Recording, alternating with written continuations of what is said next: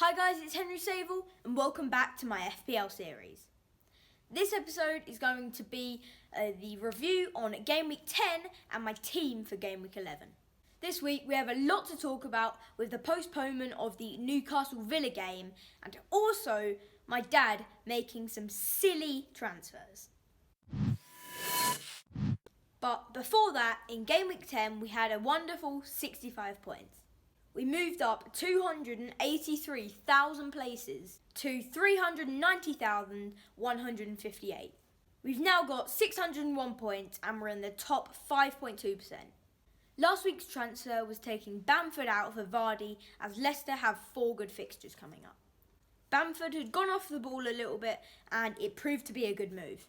Although Leicester lost, Vardy got an assist and he ended up having 5 points, but because we captained him, he ended up getting 10. Bamford only got 2 points in their 1-0 win over Everton. Our other 2 strikers, Kane and Calvert-Lewin, only got 2 points each. Really disappointing, but it was a tough week for Kane against Chelsea. We didn't want to play both of our Chelsea defenders against Spurs, so we ended up putting Zouma on the bench. Chilwell got 8 points and Zouma only got 5, so it was the right person to play. Our other defender, Castagna, we hoped that would be fit for the game, didn't play, so Vestergaard, who was the first defender on our bench, jumped in and scored us 1 point. Our other defender, Konsa, also only got 1 point.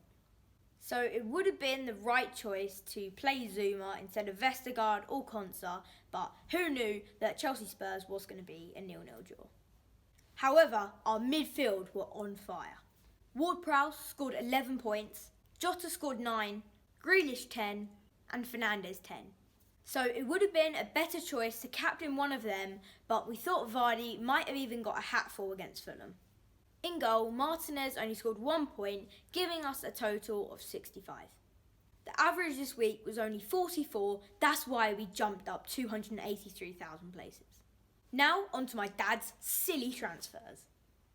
Last week's deadline was at Friday 6:30 p.m. and my dad just couldn't wait to make the transfers for this week because he was worried about price rises. On Saturday at 10 a.m, my dad made 2 transfers before any of the other 9 games had even kicked off.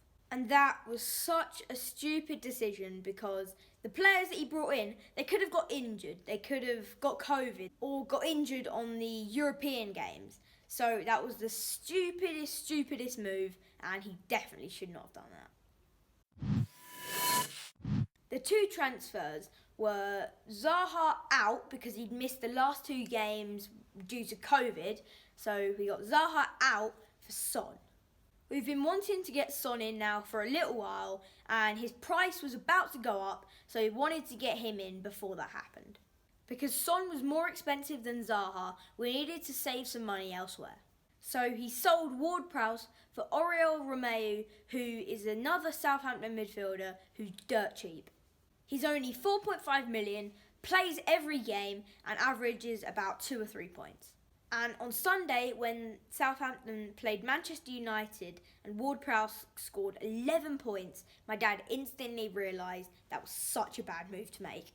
We did still get the 11 points from that game, but going forward, he's now not in our team, even though Southampton have another 3 good fixtures coming up.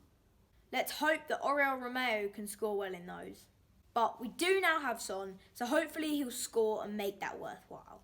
And then during this week, we were hit with the news that Newcastle have had an outbreak of COVID and the Newcastle Villa game is going to be postponed. The massive problem with that is that we have 3 Villa players.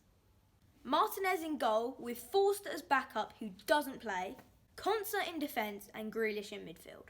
With 3 Villa players on the bench and a goalkeeper that doesn't play, hopefully Castagna will be back fit. It is a 50-50 and we've heard a rumour that Kane is just resting.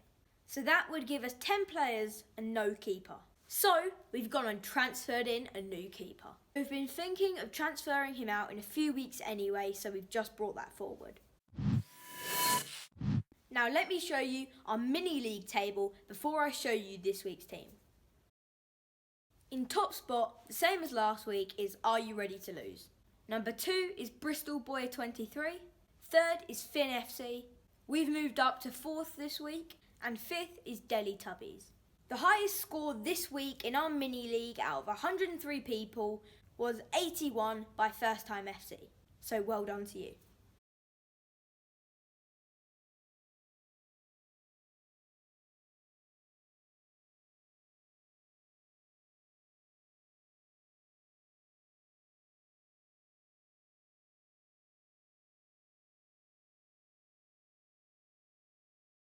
We wanted a cheaper keeper, and it was a choice between Meslier for Leeds and Johnston for West Brom. And we ended up choosing Johnston for West Brom, who has 2 good fixtures coming up, and then, after them 2 good fixtures, upgrading Forster to our #1 keeper. So, our team this week will be Johnston in goal. In defence, Vestergaard, Zuma, Chilwell and Castagna. If Castagna doesn't play, Oriol Romeo would jump into midfield. He'll be alongside Son, Fernandes and Jota. And up front, we'll have Kane, Vardy and Calvert-Lewin. Our bench will be Forster, Oriol Romeo if he doesn't play, Konsa and Grealish. We want to keep Konsa and Grealish because after the Newcastle fixture, they still have 4 more good ones to play. This week's deadline is on Saturday at 11 AM. So don't forget to do your transfers and good luck. Thanks for watching, guys. If you enjoyed the video, make sure you hit the like button, subscribe and turn on notifications so you never miss a video. Bye!